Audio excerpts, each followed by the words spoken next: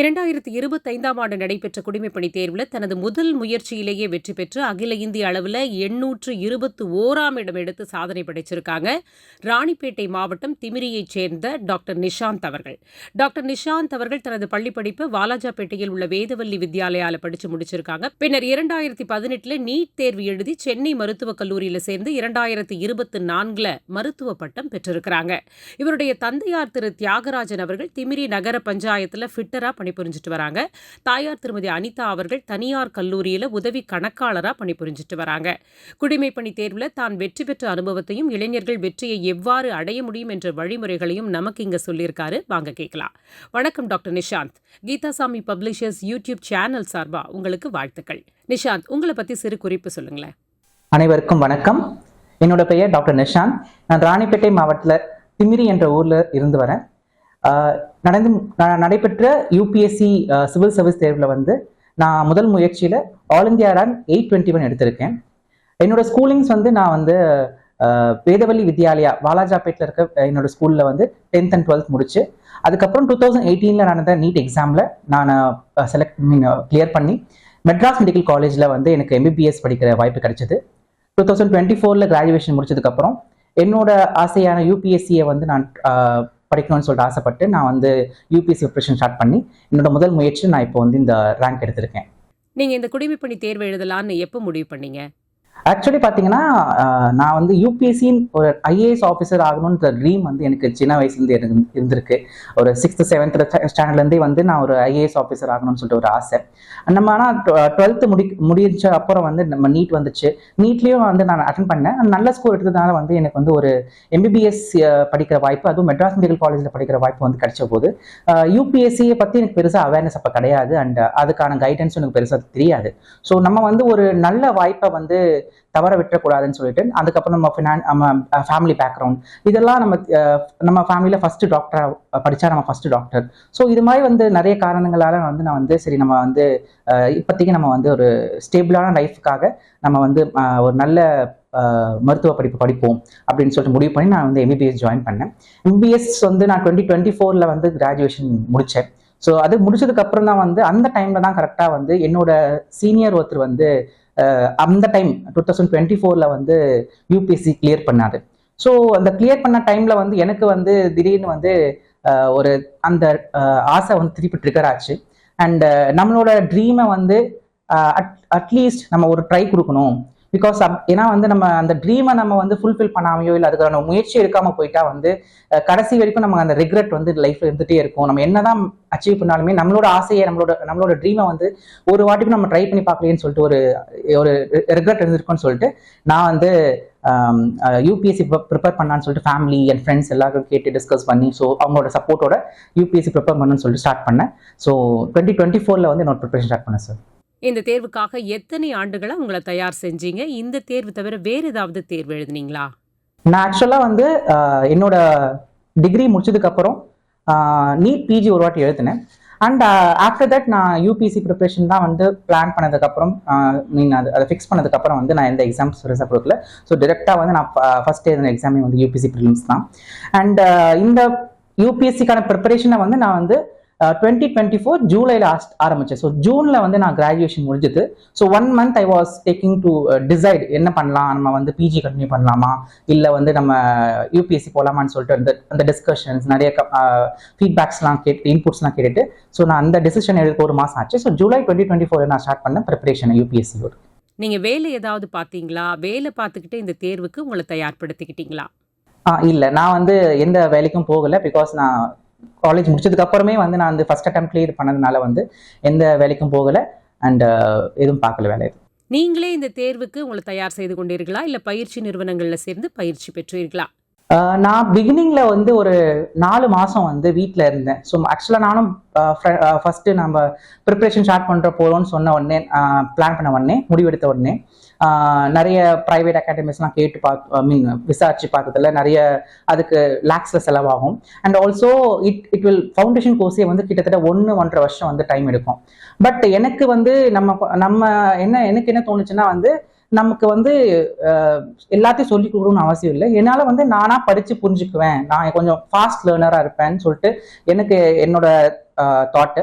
So அதனால நான் வந்து என்ன பண்ணேன், வீட்லயே படிக்கலாம்னு சொல்லிட்டு ஜூலை டு அக்டோபர் வரைக்கும் பார்த்தீங்கன்னா நான் வந்து வீட்லயே வந்து NCERT books and static books இதெல்லாம் வந்து ஆன்லைன்ல ஆர்டர் பண்ணிட்டு வீட்லயே நான் ப்ரிப்பேர் பண்ணிட்டு இருந்தேன். அண்ட் அந்த டைம்ல வந்து இந்த நான் முதல்வன் ஸ்காலர்ஷிப் டெஸ்ட், ஸோ அந்த மாதிரி ஒரு ஸ்கீம் இருக்கு. அண்ட் அதுல வந்து நமக்கு கோச்சிங் கொடுக்குறாங்க. ஸோ நான் முதல்வன் எக்ஸாம் அதுக்கு வந்து ஒரு ஸ்காலர்ஷிப் டெஸ்ட் இருக்கு. அந்த டெஸ்ட் எழுதுனா நமக்கு வந்து இந்த ரெசிடென்ஷியல் கோச்சிங் இருக்கு அண்ட் கவர்மெண்ட் சப்போர்ட் பண்ணுவாங்க நம்ம கோச்சிங்க்கு அப்படின்னு சொல்லிட்டு தெரிஞ்சதுனால அந்த டெஸ்ட் கொடுக்கலான்னு சொல்லிட்டு நான் கொடுத்தேன். ஸ்காலர்ஷிப் டெஸ்ட்ல வந்து நான் எழுதினேன். அது வந்து செப்டம்பர் மாசம் வந்துச்சு. ஸோ அந்த டெஸ்ட்ல வந்து எனக்கு வந்து ஸ்காலர்ஷிப் கிடைக்கல ஃபர்ஸ்ட். பிகாஸ் முதல் 1000 பேருக்கு தான் வந்து அந்த ஸ்காலர்ஷிப் கிடைக்கும். பட் நம்ம வந்து அந்த அளவுக்கு எடுக்கல. பட் என்னோட ஸ்கோருக்கு வந்து I got residential coaching in All India Civil Service Coaching Center, Greenway Soil இருக்கு, கவர்மெண்ட் இன்ஸ்டிடியூட். அங்க வந்து எனக்கு ரெசிடென்ஷியல் கோச்சிங்கான வாய்ப்பு கிடைச்சது. ஸோ அதுவும் எனக்கு செகண்ட் ரவுண்ட் தான் கிடைச்சது. ஸோ இந்த வாய்ப்பு கிடைச்சதுக்கு அப்புறம் நான் வந்து full and full prelims, mains and interview இந்த 3 ஸ்டேஜ் ஆஃப் யூபிஎஸ்சிக்குமே வந்து என்னோட ப்ரிப்பரேஷன் அண்ட் அகாமடேஷன் எல்லாமே வந்து பார்த்துக்கிட்டது வந்து கவர்மெண்ட் இன்ஸ்டியூட் தான். அங்கே all India civil service coaching centre தான். ஸோ நான் ப்ரைவேட் இன்ஸ்டியூட்ஸ்க்கும் எங்கேயும் போய் படிச்சதில்லை. Full and full self preparation and government institute. இந்த இணைய உலகத்துல சுயமா தயார் செய்து தேர்வுல வெற்றி பெற முடியுமா? பயிற்சி நிறுவனத்துல சேரணுங்கிறது அவசியமா? அந்த பயிற்சி நிறுவனங்கள்ல வந்து சேரணும் அப்படின்னு சேரணுமா, சேரக்கூடாதா அண்ட் அது தேவையான்றதெல்லாம் வந்து பாத்தீங்கன்னா இட் இஸ் கம்ப்ளீட்லி வந்து ஒரு இண்டிவிஜுவல் ஓட முடிவு தான். அதாவது ஒரு இண்டிவிஜுவல் பொறுத்து தான் அந்த முடிவு இருக்கு. பிகாஸ் ஒருத்தருக்கு ஒரு கெப்பாசிட்டி இருக்கும், ஒருத்தருக்கு ஒரு நீட் இருக்கும், பேக்ரவுண்ட் வேற இருக்கும். ஸோ சில பேரால வந்து அவங்களே படிச்சு புரிஞ்சுக்க முடியும்ன்ற நினைப்பாங்க. சில பேரால வந்து ஏன்னா சொல்லி கொடுத்தா தான் புரியும்னு இருக்கும். சில பேருக்கு வந்து ஒரு பியர் குரூப் வேணும், ஒரு ஸ்டடி குரூப் வேணும் அப்படின்லாம் இருக்கும். ஸோ என்னை பொறுத்த வரைக்கும் பார்த்தீங்கன்னா நம்ம இந்த ஒரு டிஜிட்டல் எரால self preparation is very much possible. ஆக்சுவலாக நல்லாவே ப்ரிப்பேர் பண்ணலாம். பிகாஸ் வி ஹேவ் யூடியூப்ல வந்து எல்லா வீடியோஸும் இருக்கு அண்ட் படிக்கிறது தேவையான. அதுக்கப்புறம் டெலிகிராம்ல வந்து மெட்டீரியல்ஸ் இருக்கு. ஆன்லைன்ல நம்ம வந்து ஆர்டர் போட்டு நம்ம எல்லா புக்ஸையும் வாங்கிக்கலாம். என்ன தேவையோ நமக்கு எல்லாமே வந்து கிடைக்குது. அண்ட் மோர் ஓவர் இந்த ஏஐ ஆப்ஸ், சாட் ஜிபிடி, ஜெமினை இந்த மாதிரி ஆப்ஸ்லாம் வந்து கிடைச்சது வந்து இந்த ஜேர்னியே வந்து ஆக்சுவலாக சொல்ல போனால் ரொம்ப சிம்பிள் இல்லை, ரொம்ப ஈஸியா நமக்கு வந்து தேடி தேடி கண்டுபிடிக்க வேண்டியதெல்லாம் வந்து நம்ம வந்து ஒரு சாட் ஜிபிடிக்கு சொல்லிட்டா அதுவே நமக்கு பாயிண்ட்ஸ்லாம் எடுத்து கொடுத்துரும். எல்லா வேலையும் வந்து அதை பண்ணி ஈஸியா நம்மளோட ஒர்க்கை வந்து ரொம்ப ஈஸி ஆகிடும். ஸோ என்னை பொறுத்த வரைக்கும் கோச்சிங் இன்ஸ்டியூட் சேர்ந்தாலுமே though we join a coaching institute நம்ம சுயமா படிக்கணும். நம்ம வந்து சுயமா செல்ஃபா வந்து எஃபோர்ட் போடாம நம்ம ஜஸ்ட் ஜாயின் பண்ணிட்டோம், நம்ம கோச்சிங் இன்ஸ்டியூட் ஜாயின் பண்ணிட்டோம், நம்ம பாஸ் பண்றோம் அப்படின்லாம் கிடையாது. அங்க வந்து ஏன்னா கோச்சிங் இன்ஸ்டியூட்டோட வேலை வந்து நமக்கு வந்து ஒரு இதை கொடுத்து என்னென்ன பண்ணணும்னு சொல்லி ஒரு கைட் பண்ணுவாங்க. அந்த கைடன்ஸ் தான் வந்து கோச்சிங் இன்ஸ்டியூட்ஸோட வேலை. And some of them teach பண்ணி கைட் பண்றது அவங்க வேலை. பட் படிக்கிறது நம்ம வேலை தான். ஸோ செல்ஃபா எங்க போய் எந்த இன்ஸ்டியூட் ஜாயின் பண்ணாலுமே நம்ம எந்த அளவுக்கு செல்ஃப் எஃபோர்ட் போட்டு படிக்கிறோமோ அந்த அளவுக்கு தான் வந்து நம்ம வந்து சக்சீட் ஆக முடியும். வேலை பார்த்துக்கிட்டே படித்து இந்த தேர்வுல வெற்றி பெற முடியுமா? உங்களுடைய கருத்து என்ன? எனக்கு பர்சனலா இந்த கொஸ்டின்ல வந்து எக்ஸ்பீரியன்ஸ் இல்லை. பிகாஸ் நான் இந்த ஜாப்க்கு போகல. பட் எனக்கு தெரிஞ்ச வரைக்கும் நான் பார்த்ததுல வந்து பாத்தீங்கன்னா நிறைய பேர் வந்து வேலைக்கு போய்கிட்டே வந்து இந்த எக்ஸாம்ல சக்சீட் பண்ணியிருக்காங்க. நான் இந்த வருஷமும் சில பேர் வந்து ஒர்க் பண்ணிட்டு இருந்தவங்க எக்ஸாம் எழுதிட்டு லீவ் போட்டு வந்து ஒரு மாசம் லீவ் போட்டு வந்து படிச்சுட்டு இருக்காங்க, இல்லை ஒரு வாரத்தில் லீவ் போட்டு படிச்சு கிளியர் பண்ணவங்களும் இருக்காங்க. பட் என்னன்னா அவங்க வந்து இதுக்கு முன்னாடியே வந்து they would have a foundation. அந்த ஃபவுண்டேஷனை வந்து ரொம்ப ஸ்ட்ராங்கா அவங்க வந்து நல்லா பண்ணியிருப்பாங்க. ஸோ என்னை பொறுத்த வரைக்கும் என்ன சொன்னா வேலையை பார்த்துட்டே படிக்கலாம்.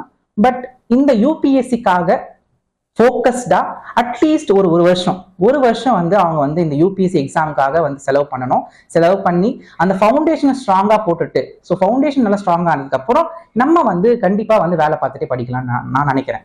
உங்களுடைய விருப்ப பாடம் என்ன? அதை எப்படி தேர்வு செஞ்சு படிச்சீங்க? ஸோ நான் வந்து யூபிஎஸ்சிக்கு வந்து ஆப்ஷனல் சப்ஜெக்டா வந்து சோஷியாலஜி சூஸ் பண்ணேன். Medical background, medical science option இருக்கு. பட் ப்ராக்டிக்கலி பார்த்தீங்கன்னா அந்த syllabus is vast. And also நம்ம ஊர்ல வந்து பார்த்தீங்கன்னா அதுக்கான கைடன்ஸோ இல்லை அதுக்கான ரிசோர்ஸோ இல்லை ஒரு பியர் குரூப், ஸ்டடி குரூப் பெருசா இல்லை. அண்ட் நம்ம தமிழ்நாட்டில் வந்து அதுக்கான கோச்சிங் கிளாஸோ இல்லை ஒரு மென்டாரோ பெருசா கிடையாது. எல்லாமே நமக்கு ஆன்லைன்ல தான் இருக்கு. அண்ட் ஆன்லைன்ல தான் பண்ணணும்னு சொல்லிட்டு இருக்கு. ஸோ அண்ட் ஆல்சோ ஸோ ஒரு யூபிஎஸ்சியில நம்ம வந்து ஆப்ஷனல் சப்ஜெக்ட் தான் very very important to score. மெயின்ஸ்ல முக்கியமா 500 மார்க் வந்து ஆப்ஷனல் சப்ஜெக்ட் இருக்கு. ஸோ அதை சூஸ் பண்றப்போ வந்து நமக்கு ரிசோர்ஸ் இருக்கணும் அண்ட் கைடன்ஸ் இருக்கணும் அண்ட் ஆல்சோ நமக்கு அந்த அந்த அளவுக்கு நம்ம படிக்கிற அளவுக்கு வந்து ஒரு என்வாயன்மெண்ட் இருக்கணும். ஸோ ஐ ஃபெல்ட் லைக் மற்ற சப்ஜெக்ட்ஸ்லாம் பார்க்கும்போது இந்த ஹியூமனிட்டிஸ், சோஷியாலஜி, ஆந்த்ரோபாலஜி அண்ட் இதெல்லாம் பார்க்கும்போது எனக்கு ஐ ஃபெல்ட் சோஷியாலஜி வந்து கொஞ்சம் நான் பார்த்தேன், சிலபஸ்லாம் பார்க்கும்போது கொஞ்சம் கன்சைஸ்டாக இருந்துச்சு. அண்ட் ஆல்சோ நிறைய பேர் இங்கே படிக்கிறாங்க அண்ட் நல்ல ஸ்கோரிங் சப்ஜெக்ட். ஆல்சோ நிறைய ஃபெசிலிட்டிஸ் டு அந்த ஃபேக்கல்டிஸ்லாம் இருக்காங்க இங்கே டீச் பண்ணுறதுக்கு sociology. So I thought that sociology வந்து எனக்கு அந்த சிலபஸ் பார்க்கும்போது எனக்கு பிடிச்சும் வந்துச்சு, சரி படிச்சலான்னு ஒரு நம்பிக்கை வந்துச்சு. அதனால நான் சோஷியாலஜி சூஸ் பண்ணேன் சார். நிஷாந்த், உங்களுடைய நேர்முக தேர்வு எப்படி இருந்தது? அதுக்காக எப்படி நீங்க உங்களை தயார்படுத்திக்கிட்டீங்க? இந்த பர்சனாலிட்டி டெஸ்ட் வந்து பார்த்தீங்கன்னா ப்ரிப்பரேஷன் பார்த்தீங்கன்னா அதுவும் வந்து நம்ம all India civil service coaching சென்டரில் நம்ம கவர்மெண்ட் வந்து 1 month நமக்கு ரெசிடென்ஷியல் கோச்சிங் பண்ணாங்க. ஸோ அந்த 1 month I was preparing in the institute. And அங்கே நமக்கு வந்து நிறைய IAS officers, IPS officers and present bureaucrats எல்லாம் வந்து நமக்கு இன்புட்ஸ்லாம் கொடுத்து குரூப் டிஸ்கஷன்ஸ் அண்ட் எப்படி ஃபேஸ் பண்ணணும் அதெல்லாம் சொல்லி கொடுத்தாங்க. ஆல்சோ மாக் இன்டர்வியூஸ்லாம் வந்து அங்கே கண்டக்ட் பண்ணாங்க. அண்ட் என்னோட இன்டர்வியூ பார்த்தீங்கன்னா ரொம்ப சீக்கிரம் வந்துருச்சு. Jan 5th வந்து என்னோட இன்டர்வியூ வந்தது. எனக்கு வந்து பெருசா டைம் கிடைக்கல to give much interviews and இதெல்லாம் மாக் இன்டர்வியூஸ் தான் கொடுக்கறதுக்கு. ஸோ நான் வந்து ஒரு 5 இல்ல 6 மாக் இன்டர்வியூ தான் கொடுத்துருப்பேன். அண்ட் 2 டெல்லியில கொடுத்தேன். அவ்வளோதான் என்னால கொடுக்க முடியுது. அண்ட் அது மூலியமா பட் என்ன எனக்கு தோணுச்சுன்னா நம்மளோட பர்சனாலிட்டி தான் நம்ம டெஸ்ட் பண்ண போறாங்க. இன்டர்வியூ பொறுத்த வரைக்கும், UPSC பொறுத்த வரைக்கும் இட்ஸ் நாட் அபவுட் நாலேஜ். உனக்கு நாலேஜ் இருக்கா இல்லையா அப்படின்னு டெஸ்ட் பண்ற ஏன்னா அது கிடையாது. It's testing your personality. நீங்க யாரு, உங்களோட பர்சனாலிட்டி என்னன்னு டெஸ்ட் பண்ற இடம் தான் அது. ஸோ அந்த பர்சனாலிட்டி டெஸ்ட் பண்ற இடத்துல வந்து நம்ம வந்து நிறைய படிக்கணும், நிறைய தெரிஞ்சுக்கணும் அப்படின்லாம் ஒன்றும் கிடையாது. நமக்கு என்ன தேவைன்னா அந்த ஒரு விஷயத்தை எடுத்துக்கினா அந்த விஷயத்தோட ஒப்பீனியன் எப்படி கிரியேட் பண்றது. நம்ம வந்து ஒரு வார் நடந்திருக்கு, அந்த வாருக்குன்னு என்ன ஒப்பீனியன் கிரியேட் பண்ற, உனக்கு என்ன ஒப்பீனியன் இருக்கு, அந்த ஒப்பீனியன் தான் அவங்க எதிர்பார்ப்பாங்க. அண்ட் அது எந்த அளவுக்கு வந்து நேஷன் ஓரியன்டாகவும் இந்தியாவோட ஸ்டாண்டை எப்படி அதை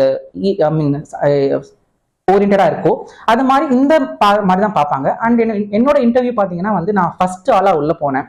so the board was very cordial. எனக்கு ரொம்ப வந்து கம்ஃபர்டபுள் வச்சாங்க. முதல்ல கேட்ட கொஸ்டினே வந்து எனக்கு ஆக்சுவலா நீங்க சாப்பிட்டீங்களான்னு கேட்டாரு. சாப்பிட்டேன்னு சொன்னதுக்கு அப்புறம் சரி நல்லா கம்ஃபர்டபுளா உட்காருங்க, நம்ம வந்து it's not going to be interview, உங்களை நான் இன்டர்வியூ பண்ண போதில் லெட்ஸ் இன்ட்ராக்ட் அப்படின்னு தான் சொன்னார். So it will be like and interaction அப்படின்னு தான் சொன்னார் அவர். ஆக்சுவலா நீங்க கம்ஃபர்டபுளா பேசுங்க அப்படின்னு சொல்லிட்டு நம்மளை கம்ஃபர்ட் ஆக்கிட்டு அதுக்கப்புறம் வந்து நம்ம டீடைல்டு அப்ளிகேஷன் ஃபார்ம் கொடுப்போம்ல, டாஃபன் கொடுப்போம் நம்ம UPSCக்கு இன்டர்வியூ போறதுக்கு முன்னாடி. ஸோ அதுல வந்து நம்மளோட டீடைல்ஸ், நம்ம ஹாபிஸ் அண்ட் நம்ம காலேஜ் அண்ட் எல்லாமே கொடுப்போம். ஸோ அதை வச்சு தான் அவங்க மோஸ்ட்லி வந்து கேட்பாங்க. அண்ட் ஆல்சோ கரண்ட் அஃபேர்ஸ், நாட்டு நடப்பு என்ன நடக்குது, அதுல நமக்கு என்ன ஒப்பீனியன் கேட்பாங்க. ஸோ எனக்கு வந்து என்னோட ஹாபீஸு அண்ட் தென் ராணிப்பேட் நம்ம மாவட்டம். ஸோ ராணிப்பேட் மாவட்டத்தில் என்னென்ன நடக்குது அது பற்றி கேட்டாங்க. அப்புறம் தமிழ்நாட்டில் வந்து பாலிடிக்ஸ் எப்படி இருக்கு அது கேட்டாங்க. அண்ட் சோழா பற்றி கேட்டாங்க. அண்ட் ஆல்சோ நான் மெடிக்கல் பேக்ரவுண்ட் வந்ததுனால என்னோட மெடிக்கல் ஸ்கீம்ஸ் என்னென்ன இருக்கு, அது எப்படிலாம் வந்து பீப்புளுக்கு யூஸ் ஆகுது. ஸோ இது மாதிரி ஒரு நல்ல ஒரு டிஸ்கஷனாக தான் இந்த இன்டர்வியூ இருந்துச்சு. ஸோ நம்ம மாக் இன்டர்வியூஸ் நம்ம நிறைய யூடியூப்ல வீடியோஸ்லாம் நிறைய இருக்கு. மாக் இன்டர்வியூஸ் வந்து கிரில் பண்ற மாதிரி ரொம்ப கஷ்டமான கொஸ்டின்ஸ்லாம் கேட்டு நம்மளை வந்து இது பண்ற மாதிரிலாம் இருக்கும். பட் என்னோட எக்ஸ்பீரியன்ஸ் வந்து என்னோட இன்டர்வியூ அந்த மாதிரி இல்லாம ரொம்ப கார்டியலா, ரொம்ப டிஸ்கஷன் மாதிரி நமக்கு தெரிஞ்சா சொல்லலாம், தெரியலன்னா பரவாயில்ல. அவங்க வந்து உங்ககிட்ட கேட்குற கொஸ்டின்ஸ்க்கு இது ரைட் ஆன்சர், இது ராங் ஆன்சர்லாம் அவங்க எதுவுமே கிடையாது. நம்ம சொல்ற பதில் வந்து கன்வின்சிங்கா இருக்கா, நம்ம அதை எப்படி ப்ரெசென்ட் பண்றோம், அதுல தான் வந்து அந்த இன்டர்வியூ அண்ட் பர்சனாலிட்டி டெஸ்ட் இருக்கு. ஸோ எனக்கு வந்து என்னோட personality test was very great experience for me. நீங்க இந்த தேர்வுக்கு எவ்வாறு உங்களை தயார் செய்து கொண்டீர்கள் அப்படின்ற உங்களுடைய அனுபவத்தை நீங்க தேர்ந்தெடுத்து படித்த புத்தகம் உட்பட விவரமா சொன்னீங்கன்னா அடுத்து தேர்வு எழுதக்கூடிய இளைஞர்களுக்கு மிக்க உதவியா இருக்கும். ஸோ UPSC ப்ரிப்பரேஷன் நான் எப்படி பண்ணேன்னா, முதல்ல வந்து நான் சொன்ன மாதிரி ஃபர்ஸ்ட் 4 months வந்து I was doing self preparation in home. So self preparation பண்ணும்போது நான் வந்து ஆன்லைன்ல NCERT புக்ஸ், பிகாஸ் நமக்கு UPSC ப்ரிப்பரேஷனுக்கு பேசிக் பார்த்தீங்கன்னா வந்து NCERTs தான். ஸோ அதுவும் கோர் சப்ஜெக்ட்ஸ், அதாவது ஹிஸ்ட்ரி, ஜியாகிரபி, பாலிட்டி, எக்கனாமி, இந்த 4 சப்ஜெக்ட்ஸோட NCERTs அண்டோட conceptual clarity is very important in UPSC. More than current affairs. அதெல்லாம் விட இந்த 4 கோர் சப்ஜெக்ட்ஸோட கான்செப்ட்ஸ் தான் வந்து ரொம்ப ரொம்ப முக்கியம் இன் யூபிஎஸ்சி. ஸோ நான் வீட்டில் ப்ரிப்பேர் பண்ணும்போது ஃபர்ஸ்ட் நான் அந்த 4 மாசத்துல என்னால் முடிஞ்ச அளவுக்கு வந்து நான் வந்து ஹிஸ்ட்ரி அண்ட் ஜியாகிரபியை வந்து படிச்சு முடித்தேன். என்சிஆர்டிஸ் அண்ட் நோட்ஸ் கொஞ்சம் எடுத்து வச்சுக்கிட்டேன். அப்புறம் நான் வந்து எக்கனாமிக் வந்து பார்த்தீங்கன்னா வந்து நம்ம ஏஐசிஎஸ்சிசி டிஎன் சொல்லிட்டு ஒரு யூடியூப் சேனல் இருக்கு கவர்மெண்டோடது. ஸோ அந்த யூடியூப் சேனல்ல வந்து எக்கனாமி வீடியோஸ் சொல்லிட்டு ஆதில் பேக் சார் ஒருத்தர் இருக்காரு. ஸோ அவரோட வீடியோஸ் வந்து ஃபுல் யூபிஎஸ்சி தேவையான வீடியோஸ் எல்லாம் வந்து அங்கே சேனல் இருக்கு. ஸோ அந்த வீடியோஸ் மூலியமா தான் ஃபுல் அண்ட் ஃபுல் எக்கனாமி நான் படிச்சது ஃபுல்லாவே பார்த்தா அந்த வீடியோஸ் பார்த்து அதுல இருந்து நோட்ஸ் எடுத்து அண்ட் அது மூலியமா தான் வந்து எக்கனாமி ப்ரிப்பேர் பண்ணேன். அண்ட் பாலிட்டிக்கு வந்து நான் வந்து ஒரே ஒரு சோர்ஸ் தான் லக்ஷ்மிகாந்த். இந்த லக்ஷ்மிகாந்த் புக் மட்டுமே வந்து பாலிட்டிக் போதும். அண்ட் ஹிஸ்ட்ரிக்கு வந்து ஏன்ஷியன்ட் ஹிஸ்ட்ரிக்கு ஒரு ஓல்டு என்சிஆர்டி ஒரு எனி என்சிஆர்டி, மிடிவல் அண்ட் மாடர்னுக்கு எல்லாமே என்சிஆர்டி வித் நான் அது எக்ஸ்ட்ரா நான் படிச்சது என்னன்னா பார்த்தா தமிழ்நாடோட history book 11th and 12th Tamil Nadu book. ஆக்சுவலா பாத்தீங்கன்னா என்சிஆர்டி விட ஐ ஃபெல்ட் தமிழ்நாடோட ஸ்டேட் புக்கோட history and 11th and 12th history book வந்து ரொம்ப நல்லா இருந்துச்சு. பிகாஸ் அது ரொம்ப ஈஸியா இருந்துச்சு படிக்க. அண்ட் ஃப்ளோ வந்து ரொம்ப நல்லாவே இருந்துச்சு. நமக்கு என்சிஆர்டியில் படிக்கிறத விட தமிழ்நாடு புக்ல படிக்கும் போது ஹிஸ்ட்ரி வந்து ரொம்ப ஈஸியா இருந்துச்சு. ஸோ நான் என்ன கேட்டீங்கன்னா நான் ப்ரிஃபர் பண்றது I will prefer Tamil Nadu text book for history. And second polity Laxmikanth மட்டும்தான். தேர்ட் எக்கனாமி நான் ப்ரிஃபர் பண்ணது ஆதில் பேக் சாரோட வீடியோஸ். எனக்கு தெரிஞ்சு அதுவே வந்து நம்ம ப்ரிப்பரேஷனுக்கு போதுமானது. அண்ட் அதுக்கு மேலே நம்ம கரண்ட் அஃபேர்ஸ்லாம் ஒர்க் பண்ண வேண்டியது இருக்கும். நெக்ஸ்ட் வந்து ஜியாகிரபி பொறுத்த வரைக்கும் NCERT 11th and 12th NCERT of geography is much sufficient for UPSC prelims as well as any exam means also. அந்த பிசிக்கல் ஜியாகிரபின்னு ஒரு புக் இருக்கும், ஹியூமன் ஜியாகிரபின்னு ஒரு புக்கும், இந்தியன் ஜியாகிரபின்னு ஒரு புக் இருக்கும். இந்த 3 புக்கே ஆக்சுவலா நம்ம நல்லா படிச்சாலே வந்து தெளிவா படிச்சாலே போதும், நம்ம வந்து நல்லா இது பண்ணலாம். அண்ட் ஆஃப்டர் தட் நான் வந்து நவம்பர் மாசம் எனக்கு அந்த ரெசிடென்ஷியல் கோச்சிங் கிடைச்சதுக்கு அப்புறம் அங்க என்னோட இந்த யூபிஎஸ்சிக்கான ஜேர்னியே வந்து ஸ்ட்ரீம்லைன் ஆகி ஒரு கரெக்டான பாத்துல போனது வந்து அந்த டைம் தான். That can be the turning point in my லைஃப்னு நான் சொல்லலாம். பிகாஸ் அந்த இடத்துக்கு போனது தான். ஸோ அங்க வந்து ஐ மெட் சுதாகரன் சார், ஐஆர்பிஎஸ் சார். அவரை வந்து நாங்கள் மீட் பண்ணி அவர் தான் எனக்கு வந்து இந்த அண்ட் த நான்களும் டீம் இவங்க வந்து என்னோட ஜேர்னி ஃபுல்லாவே வந்து ரொம்ப சப்போர்ட்டிவா கரெக்டான என்ன பண்ணணும், எது பண்ணா நம்ம பாஸ் பண்ணலாம், எது பண்ணா நம்ம கரெக்டா இருக்கும்னு சொல்லிட்டு எனக்கு த்ரூ அவுட் த ஜேர்னி எனக்கு கைட் பண்ணி கொண்டு போனாங்க. அண்ட் ப்ரிலிம்ஸ் முடிச்சதுக்கு அப்புறம் மெயின்ஸ்க்கும் அங்கே தான் இருந்தேன். அங்கே ஃபுல் அண்ட் ஃபுல் கைட் பண்ணி போட்டாங்க. ஸோ இன்டர்வியூக்கு அது ஸோ எல்லாமே வந்து எனக்கு அந்த கைடன்ஸ் வந்து ரொம்ப ப்ராப்பராக ரொம்ப கரெக்டான டைம்ல கரெக்டான இடத்துல இருந்து கிடைச்சது வந்து நான் வந்து ரொம்ப கொடுத்து வச்சிருக்கணும்னு நினைக்கிறேன். அண்ட் மற்றபடி என்வாயன்மெண்ட் பொறுத்த வரைக்கும் என்வாயன்மெண்ட்டுக்கு வந்து நமக்கு வந்து பெருசா வந்து நம்ம சோர்ஸ் போகணும்னு அவசியம் கிடையாது. பிகாஸ் அது வந்து ஸ்டாட்டிக்கா இல்லாம என்வாயன்மெண்ட் அண்ட் சயின்ஸ் டெக்லாம் வந்து டைனாமிக் போர்ஷன்ஸ். ஸோ நிறைய கரண்ட் அஃபேர்ஸ்ல இருந்து ஓரியன்டா தான் வந்து என்வாயன்மெண்ட் சயின்ஸ் அண்ட் டெக்லாம் வந்து வரும். ஸோ அதுக்கு வந்து நமக்கு எதுனா ஒரு இன்ஸ்டியூட்டோட அது எல்லாமே நம்ம யூடியூப்லயே இருக்கு. ஸோ ஏதோ ஒரு இன்ஸ்டியூட்டோட ஒரு புக்கோ இல்ல ஒரு மெட்டீரியலோ இல்ல ஒரு கிளாஸோ நம்ம பார்த்துட்டு அது மூலயமா ஒரு நோட்ஸ் எடுத்து வச்சு பேசிக்கான அண்டர்ஸ்டாண்டிங் கான்செப்ட் வச்சுக்கிட்டு and we should work with current affairs.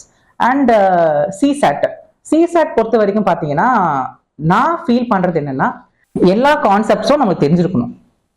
Number சிஸ்டம்ல இருந்து குவான்ட்ஸ்ல இருந்து எல்லா லாஜிக்கல் ரீசனிங் எல்லா கான்செப்ட்ஸும் ஒரு ஐடியா நமக்கு தெரிஞ்சிருக்கணும். அந்த ஐடியா வச்சுக்கிட்டு we should do work in PYQs. So PYQஸே திருப்பி நம்ம வந்து போட்டு பார்க்கும் போது நமக்கு வந்து யூபிஎஸ்சி எப்படி நம்ம கேட்கறாங்க அண்ட் அது எப்படி நம்ம ஒர்க் அவுட் பண்ணலாம்னு சொல்லிட்டு நமக்கு ஒரு ஐடியா கிடைக்கும். அண்ட் ஆர்சியும் வந்து யூபிஎஸ்சி PYQs தான் நான் திருப்பி பார்த்தேன். நான் வந்து வேற இன்ஸ்டியூட்டோட ரீடிங் காம்படிஷன் நான் பார்க்கவே இல்லை. ஃபுல் அண்ட் ஃபுல் வந்து நான் யூபிஎஸ்சியோட ஆர்சி ரீடிங் காம்படிஷனோட PYQs அகைன் அண்ட் அகைன் பென்சில்ல வந்து மார்க் பண்ணுவேன், படிப்பேன், மார்க் பண்ணுவேன், திருப்பி இரேஸ் பண்ணிட்டு திருப்பி நான் அதே தான் படிப்பேன். ஸோ இது மாதிரி என்னோட கம்ப்ளீட் ப்ரிப்பரேஷன் பார்த்தீங்கன்னா வந்து PYQ ஓரியன்டா இருந்துச்சு. ப்ரீவியஸ் இயர் கொஸ்டின்ஸ் வச்சு தான் வந்து என்னோட கம்ப்ளீட் ப்ரிப்பரேஷனே வந்து இருந்துச்சு. பிகாஸ் அப்பதான் வந்து நமக்கு வந்து what UPSC is, what UPSC expects from அஸ்ன்னு சொல்லிட்டு தெரியும். ஸோ PYQ பார்க்காம நம்ம ஜென்ரலா கண்டென்ட் நிறைய தெரிஞ்சுக்கிட்டாலுமே PYQ பார்க்காம UPSC புரிஞ்சுக்க முடியாது. So PYQ is only way that we can know what UPSC is. So PYQ நிறைய ஃபோக்கஸ் பண்ணி அது மூலியமா நான் கண்டென்ட்ஸை என்ரிச் பண்ணி அண்ட் ஒர்க் பண்ணதுனால நான் வந்து இந்த ஃபர்ஸ்ட் அட்டெம்ப்ட்லேயே முடிஞ்சதுன்னு சொல்லிட்டு நான் நினைக்கிறேன்.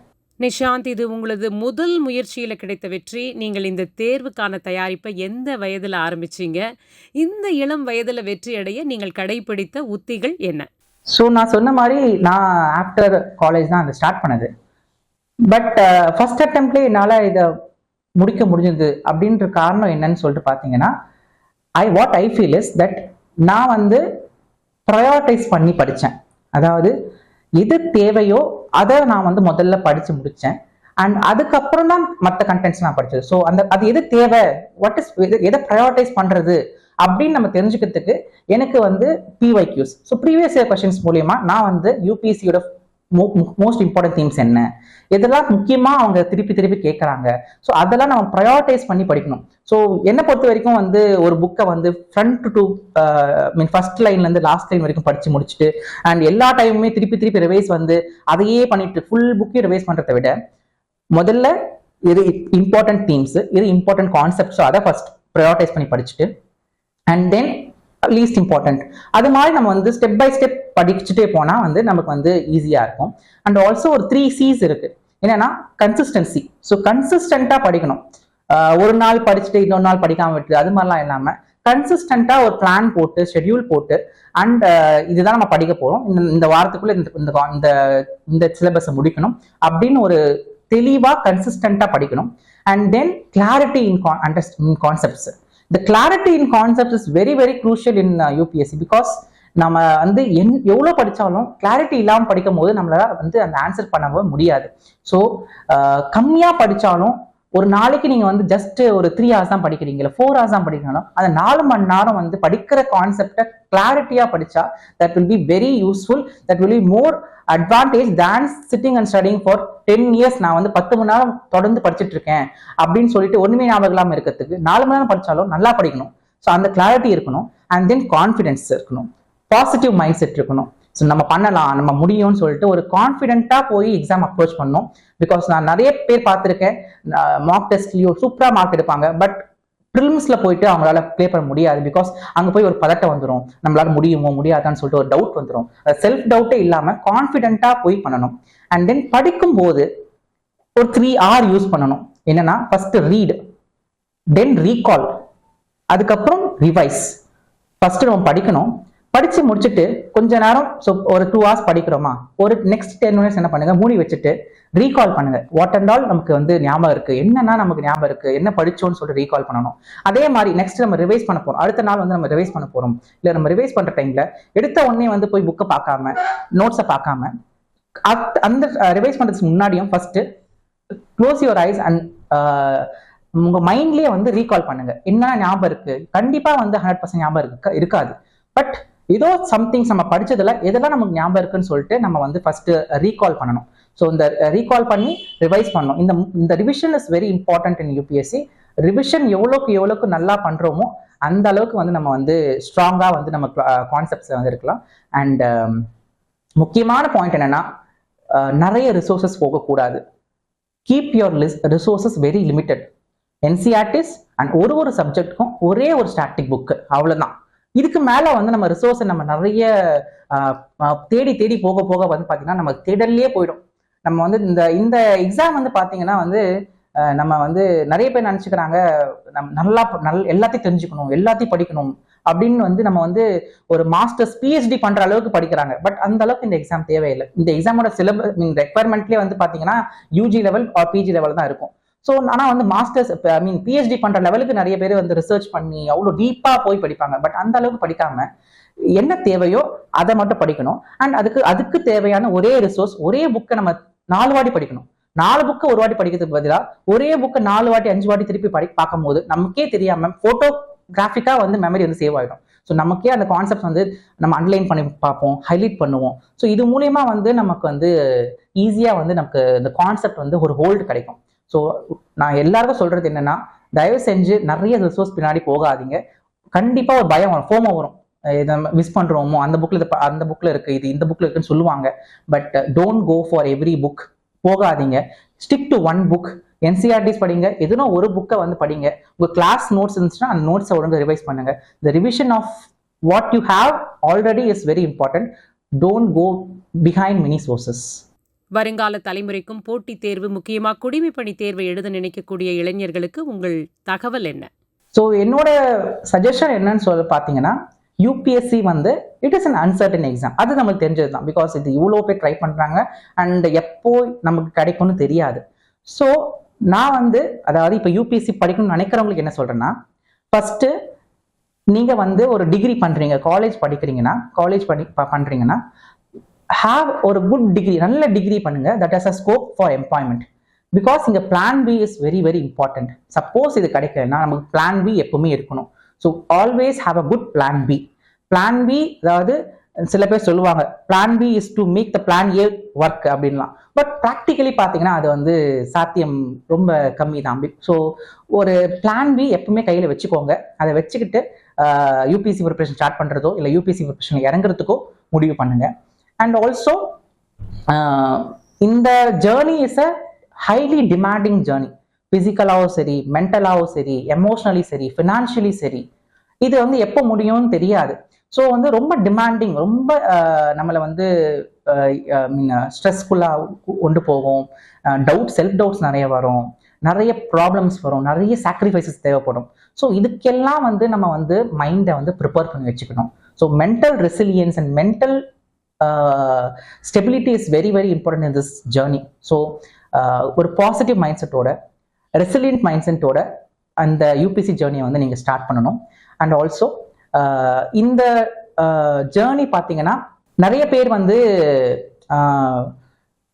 ஒரே அந்த அந்த ஜேர்னி வந்து like they are taking completely வந்து இதுலேயே இருக்குன்னு நினைக்கிறாங்க. ஸோ ஒரு 2 அட்டம் போகிறதுக்கு அப்புறம் think of the plan B. வேலை பார்த்துட்டு பண்ணிக்கலாம், அது மாதிரி படிச்சுட்டு போங்க. உங்களோட கோல்டன் பீரியடை வந்து இந்த ஜேர்னிலே லூஸ் பண்ணுறாதீங்க நான் சொல்கிறேன். அண்ட் அப்புறம் இவங்க ப்ரிப்பரேஷனில் இருக்கவங்க என்ன சொல்லணும்னு பார்க்கணும்னா, நான் வந்து தயவு செஞ்சு இந்த ஃபோமோவில் வந்து நீங்கள் இருந்துடாதீங்க. நிறைய பேர் நான் பார்க்கறது நிறைய படிக்கிறாங்க, நிறைய ரிசோர்ஸஸ் வந்து இது போகிறாங்க. ஸோ அந்த ஃபோமோக்கு தயவு செஞ்சு போயிடாதீங்க. Keep your resources limited. And முக்கியமாக இப்போ நிறைய டாப்பர்ஸ், நிறைய இப்போ அச்சீவ் பண்ணவங்க, செலக்ட் ஆனவங்க எல்லாருமே சொல்றது பார்த்தீங்கன்னா நிறைய ஸ்ட்ராட்டஜிஸ் சொல்லுவாங்க. ஸோ நான் என்ன சொல்றேன்னா, நீங்கள் எல்லாரும் கேட்டுட்டு you decide a strategy for your self. உங்களுக்காக ஒரு ஸ்ட்ராட்டஜி நீங்கள் உருவாக்குங்க. பிகாஸ் இங்கே ஒன் சைஸ் ஃபிட் ஆல் கிடையாது. ஒருத்தரோட ஸ்ட்ராட்டஜி இன்னொருத்தர் ஒர்க் ஆகுமான்னு கேட்டால் கண்டிப்பாக கிடையாது. ஸோ நான் வந்து நீங்கள் எல்லா வீடியோஸும் பார்க்கணும், தப்பு கிடையாது. பட் பார்த்துட்டு அவங்க சொல்றாங்க நான் ட்ரை பண்றேன், இவங்க சொல்றாங்க நான் ட்ரை பண்ணாம நீங்க எல்லாரோட பாயிண்ட்ல இருந்தும், எல்லாரோட வீடியோஸ்ல இருந்தும், எல்லாரோட இன்புட்ஸ் இருந்தும் இதெல்லாம் உங்களுக்கு கம்ஃபர்டபுளா இருக்கோ, இதெல்லாம் உங்களுக்கு கரெக்டா இருக்கும்னு தோணுதோ அதெல்லாம் பிக் பண்ணிட்டு you device a strategy for your self. உங்களுக்கான தனியான ஸ்ட்ராட்டஜி நீங்க போடணும். மற்றவங்களோட ஸ்ட்ராட்டஜி எப்பவுமே வந்து நமக்கு வந்து 100% ஒர்க் ஆகுது. ஸோ அந்த மாதிரி ஸ்ட்ராட்டஜியை நீங்க டிவைஸ் பண்ணி, உங்களுக்காக நீங்க டிவைஸ் பண்ணி நீங்க அதுல வந்து நீங்க ப்ராக்டிஸ் பண்ணணும். அண்ட் ஸோ இதுதான் வந்து நான் சொல்றது, device a strategy for your self. And notes நீங்க எடுங்க, எல்லாமே நீங்க பண்ணணும். மற்றவங்களோட ஹெல்ப், மற்றவங்களோட கைடன்ஸ் எல்லாம் வந்து பாத்தீங்கன்னா it is like a supporting factor தான். பட் உங்களோட எஃபோர்ட் இல்லாம, உங்களோட இன்வால்மெண்ட் இல்லாம அங்க வந்து எதுவுமே சாத்தியமா இருக்காது. ஸோ நீங்க இறங்குனா தைரியமா ஃபுல் ஃபிளெஜ்டா இதுல இறங்கி அண்ட் உங்களோட ஃபுல் எஃபோர்ட்ஸை வந்து இதுல போடணும். அதுதான் வந்து நான் உங்களுக்கு சொல்லணும் நினைக்கிறேன். இவ்வளோ நேரம் எங்களோடு பேசினதுக்கு மிக்க நன்றி. உங்கள் பணியை சிறப்புறச் செய்து மென்மேலும் வளர்ந்து பல சாதனைகளை புரிய எங்களுடைய மனமார்ந்த வாழ்த்துக்கள். நன்றி. நன்றி. இளைஞர்களின் வாழ்வில் மாற்றத்தை, முன்னேற்றத்தை ஏற்படுத்தக்கூடிய எமது சீரிய பதிவுகள் தொடரும். பார்த்து பயன்பெற்று கருத்துக்களை பதிவிட மறக்காதீங்க. நன்றி. வீடியோ உங்களுக்கு பிடிச்சிருந்தா லைக் பண்ணுங்க, ஷேர் பண்ணுங்க, சப்ஸ்கிரைப் பண்ணுங்க, கமெண்ட் பண்ணுங்க, பெல் ஐக்கன் பிரஸ் பண்ண மறந்து போயிடாதீங்க. அப்பதான் நாங்கள் போஸ்ட் பண்ற வீடியோவோட நோட்டிஃபிகேஷன் உங்களுக்கு வரும்.